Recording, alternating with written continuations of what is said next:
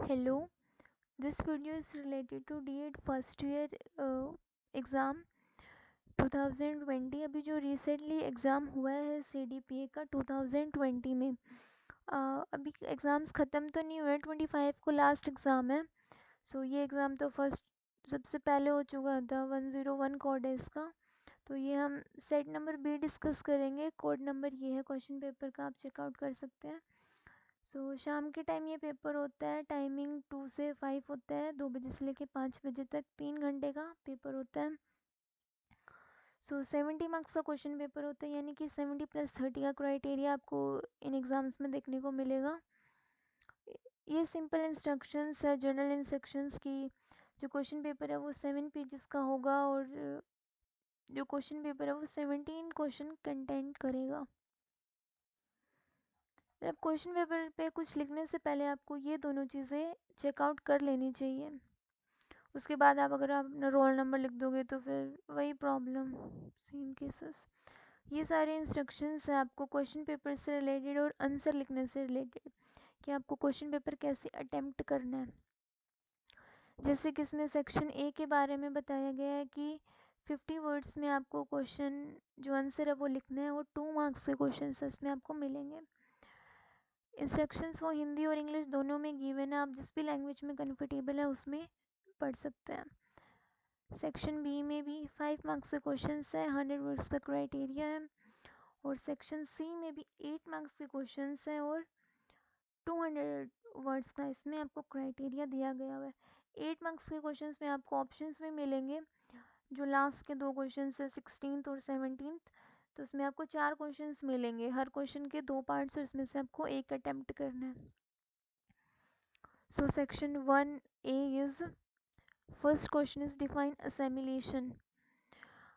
असेमिलेशन क्या होता है? आपको अगर आप इंग्लिश में कंफर्टेबल नहीं है तो आप हिंदी में भी पढ़ सकते हो, और हिंदी में नहीं है तो आप इंग्लिश में भी पढ़ सकते हो। असेमिलेशन का मतलब होता है कि जो बालक के स्टूडेंट के अंदर जो पहले से नॉलेज है, जो ज्ञान है, उसके अंदर और नॉलेज को ऐड करना, उसी को बोलते हैं असेमिलेशन। 2 मार्क्स में ये क्वेश्चन पूछा गया है, तो आप इसमें अगर इसकी डेफिनेशन भी लिखोगे ना तो वो बहुत है।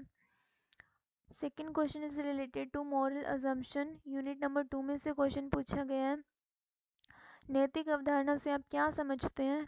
तो इसमें भी आप इसकी डेफिनेशन लिखोगे तो चल जाएगा काम। Third question is what do you mean by senses.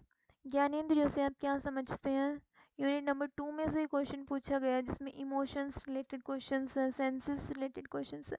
और ये क्वेश्चन बहुत ज़्यादा इजी है, क्योंकि हम थर्ड क्लास में होते हैं ना, तब हमारे ईवीएस जो एक सब्जेक्ट लगता है, इंग्लिश मीडियम स्कूल्स में मेनली ये शायद सेकेंड या थर्ड क्लास में लग जाता है, और गवर्नमेंट स्कूल्स का मुझे पता नहीं।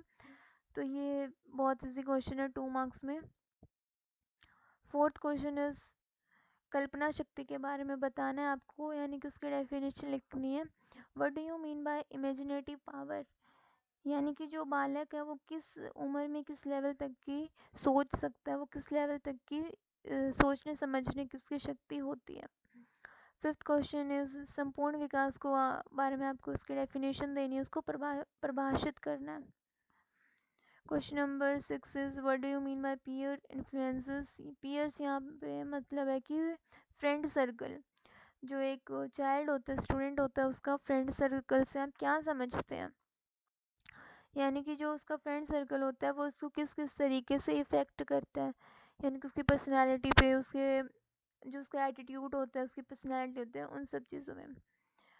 And the last question of section is define emotions. संवेग को परिभाषित कीजिए। And section B is question number 8, describe the main factors influencing the social development of the child। 5 marks में ये क्वेश्चन पूछा गया है, 100 वर्ड्स का इन्होंने क्राइटेरिया पहले ही मेंशन कर दिया था। तो इसमें क्वेश्चन लिखने का ना, एक आप अगर स्टैंडर्ड यूज़ करोगे ना तो वो बहुत ज़्यादा इसमें आपको मार्क्स लेने में हेल्प करेगा।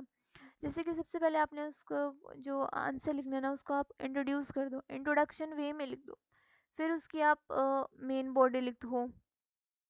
उसके बाद आप उसके लाइक कोई मेन डेफिनेशन है या किसी राइटर की दी हुई डेफिनेशन आपको याद है तो आप वो लिख दो, और लास्ट में कंक्लूजन लिख दो। ये आपको जो 5 मार्क्स का क्वेश्चन है ना, उसको एक अच्छे तरीके से लिखने में बहुत ज़्यादा हेल्प करता है। सो इस क्वेश्चन में हम क्या डिस्कस करते हैं कि सोशल डेवलपमेंट के बारे में जो फैक्टर्स होते हैं, सोशल डेवलपमेंट के जो मेन फैक्टर्स होते हैं वो चाइल्ड चाइल्ड के जो सोशल डेवलपमेंट होते हैं ना, सॉरी, उसको कौन कौन से फैक्टर्स अफेक्ट करते हैं, सॉरी फॉर दैट। आप हिंदी में भी क्वेश्चन पढ़ सकते हो, अगर आप इंग्लिश में कंफर्टेबल नहीं हो और इंग्लिश हिंदी में नहीं हो तो आप इंग्लिश में भी पढ़ सकते हो, दोनों लैंग्वेजेस में क्वेश्चंस आपको दिए हुए होते हैं। क्वेश्चन नंबर 9 है, explain the motor development of the child in the different stages. So बहुत आसान क्वेश्चन है ये भी। क्वेश्चन नंबर 10 है, explain the difference between growth and development. मतलब जो सेक्शन बी है उसका सबसे इजी क्वेश्चंस 5 मार्क्स में, मेरे पॉइंट ऑफ व्यू से तो ये सबसे ज़्यादा इजी है, क्योंकि ये यूनिट 1 का पेज नंबर, जो फर्स्ट पेज है ना, जो लक्ष्मी की जो बुक्स पढ़ते हैं उसमें ये पेडागोजी की जो बुक है, साइकोलॉजी की जो बुक है, सॉरी पेडागोजी नहीं, साइकोलॉजी की जो बुक है, उसमें फर्स्ट पे यूनिट के फर्स्ट पेज पे ग्रोथ और डेवलपमेंट के बारे में बताया गया है। सो अगर आपने एक बार भी बुक खोली होगी ना तो आपको ये चीज़ ज़रूर पता होगी। Question number 11, discuss the different levels of moral development of the child. बालक के नैतिक विकास के विभिन्न स्तरों पर चर्चा कीजिए। Question number 12 is describe the basic assumptions of Kohlberg theory. Kohlberg एक साइकोलॉजिस्ट हुए हैं जिन्होंने CDPMA यानी कि चाइल्ड के बच्चों की जो सोच होती है, उनका जो जीवन होता है, किस उम्र में वो क्या क्या करते हैं, उसके बारे में इन्होंने बहुत सारी थ्योरीज दी है। इनके साथ साथ और भी है, जैसे पियाजे है, कोलबर्ग है, और भी बहुत है उनके बारे में। क्वेश्चन नंबर 13 है,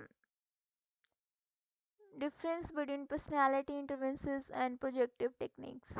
ये भी बहुत ज़्यादा इजी क्वेश्चंस है। पर्सनालिटी से रिलेटेड जितने क्वेश्चंस होते हैं ना वो बहुत ज़्यादा आसान होते हैं। ऐसा इसलिए क्योंकि हमें बचपन से सिखाया जाता है पर्सनालिटी डेवलपमेंट।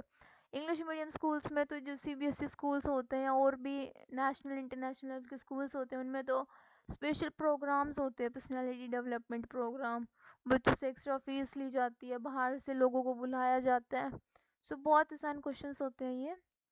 क्वेश्चन नंबर 14 में भी पेरेंटिंग स्टाइल को डिफाइन करना है। ये जो साइकोलॉजिस्ट हुए हैं बोरमेन, इनके द्वारा इन्होंने ना 3 पेरेंटिंग स्टाइल बताए गए हैं।